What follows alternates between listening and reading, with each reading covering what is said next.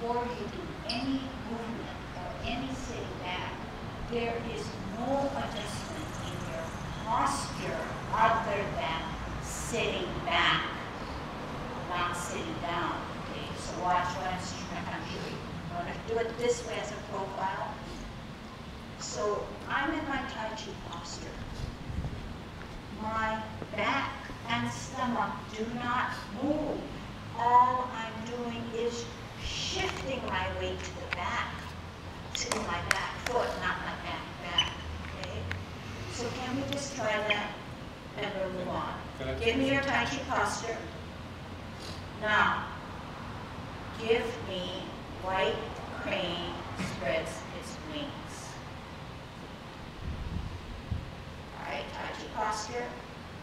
Give me white crane spreads its wings. So in those two cases, you should have realized that nothing really changes from your core all the way up. But three things move on: the hand, the toe, and the other hand. All right. Apply this now to playing the lute. When we play our lute, our left heel is on a line. Our left hand is in line. Our right hand, the palms of it, is in line with the elbow, slightly oblique rather than straight out like a parallel. Slightly oblique, but in line with that elbow. All right? Now, when you play the lute, you have to sit back. Show me what it means to sit back. Sit back. So this is what I want you to do. I want you to give me a T-step. Everybody follow. Off with your heel. Ward off. Flip knee. Pull down first. Pull back. Sit back.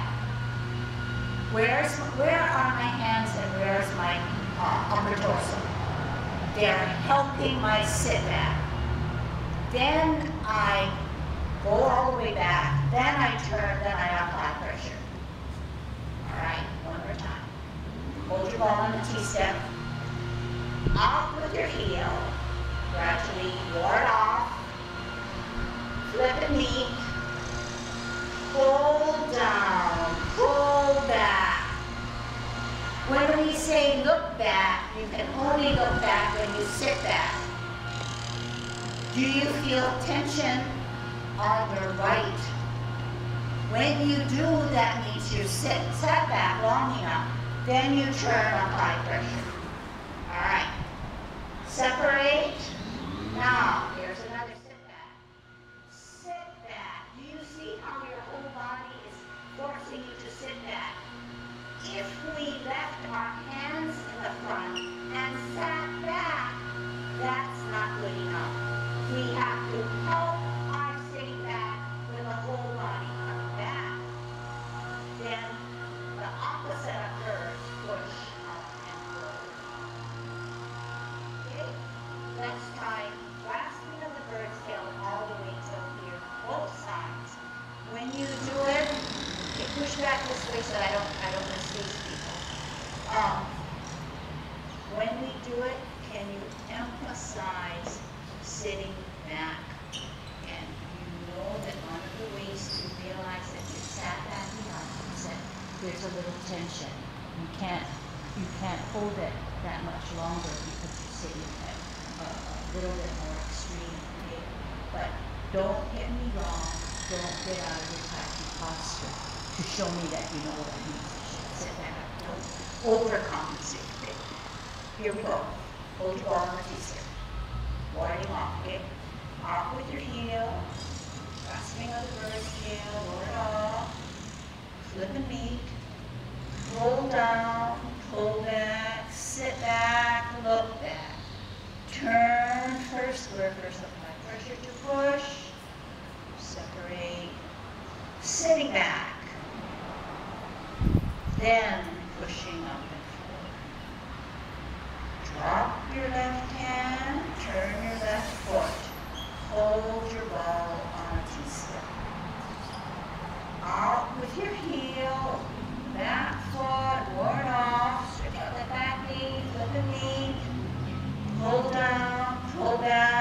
sit back, turn, square, contact, push, separate, sit back, all the way back, then push up and forward. All right, can you watch me? What's wrong with this? She said, sit back. What's wrong? Put that the toe back to show me that you want to sit back. Then you're truly sitting back, okay? All right, so we saw that sitting back is always not that easy. You've sat back a little, but you can sit back a lot more. So why do we ask you to do it? We're trying to create softer form. We're trying to get more bangs for our bucks rather than practicing and exercising at a mediocre pace. We're trying to up a notch so that you'll have more flexibility. Your ligaments are that much more able to give when you bend forward, bend backwards, and such like that. In all kinds of activities, not just exercising, but applying it to our daily life. All right. And the other lesson is going to go by really fast if I don't get to it, so I'm going to jump to repulsing the monkey. So it's a backwards motion, so we need to come forward. Now, because this is a lesson on sitting back, we're going to emphasize that. But at the same time, in order to create full body motion, softer form of movement, we're going to have to look at the form in which you do repulsing the monkey. So it's an all-encompassing of all elements to get to where we want to be. When we repulse the monkey, we start to do it with me. The left foot's on the line, the right foot is on 45. Our hands are open because that's the first thing we do is open. But our hands cannot be in line with each other. It cannot be on the same plane. We said we have to open, look at our top hand, our back hand that's higher. So it has to have its own plane. It's slightly higher. Notice that this is almost a 45. I'm slightly over a 45, but not open to this way.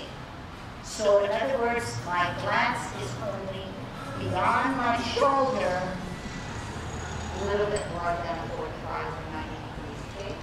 So that's an open, higher. You look at your backhand as higher. You lift. You put your hand to your ear and your toe down. You put your heel down. You pivot on the ball of your foot to get to the middle. Then you push and pull to sit back. One more time. Open, look at your backhand. Lift. Ear, toe, heel. Pivot to the middle. Push and pull. One more time. Open, look at your backhand. Lift, ear, toe, heel. Pivot on the ball of your foot. Push and pull. One more time. Open, lift, ear, toe, heel. Pivot, push and pull. Okay, so that's what we're going to work on today, okay? Any questions first? How many find it easy? How many find it a little bit easy? All right, that means you've been in my class for a while, right? So a little bit easy, a little bit hard. But let's make it a little bit more of a challenge. Okay? So how can we do a better repulsing of the monkey without getting on whack and stressing? Okay, so can you just watch for a little while? When we do repulsing of the monkey, we're using our whole body to get to a backwards motion. Walking back is even hard. But to have to angle and do a backwards Tai Chi walk requires even more thinking. Compounded with that, we have to use our hands, we have to use our face, and we have to time the movements. But all those elements, if done correctly, only enhance and make that backwards motion even nicer, but easier. We are using our whole body to get to a better form rather than just relying on our feet. We're getting relief because our Tai Chi posture is home, is something safe, and then we're performing.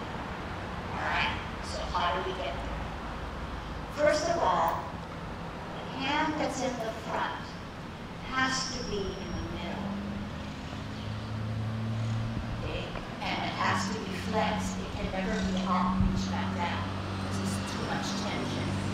So can you show me your left hand and put it so that the edge of the left hand is in line with your middle of your body rather than this way. Put it. Okay? You know that there's a cross in the elbow. All right. Now, can you show me your right hand next to it? Can you just draw a line out? That is not where I want it. Okay? We said we have to look at our backhand that's higher.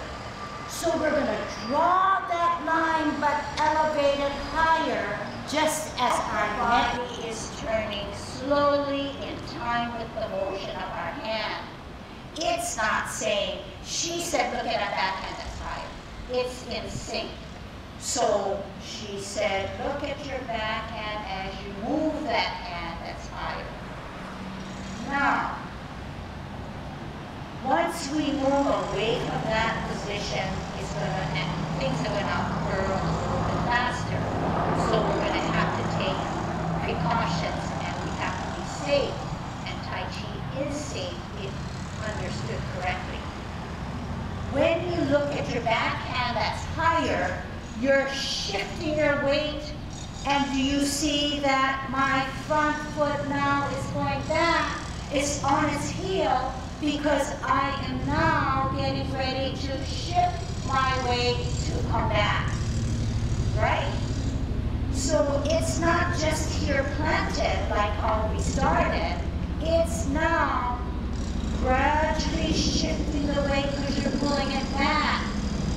To then it's now 98% or 100% on my back foot. But as I lift, I need to accommodate this foot that's going to go back.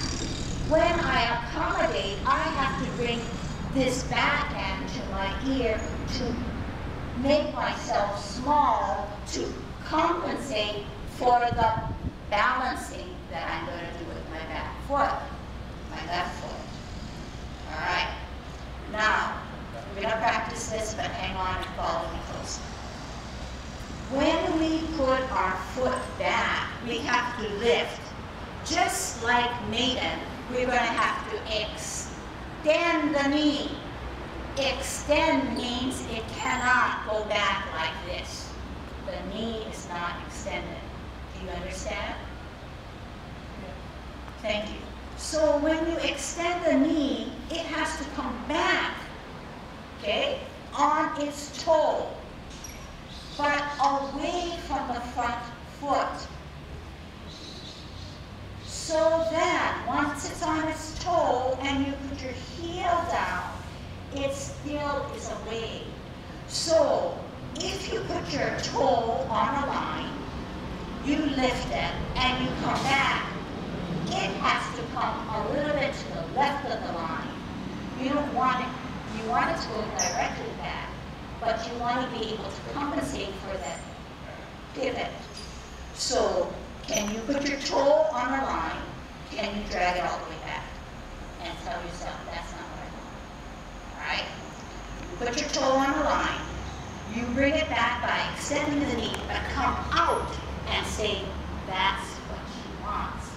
Because, do it with me, after you put your toe down, you're going to pivot and you're going to put your heel down because you can't hold that stance very long. Okay, so that's the rationale there. Right? foot on the line. And as a guide, you can't see, you know that you shouldn't be doing this. You should be at least where if the hand is forward and toward the center, the direction will be up. The leg has to go up.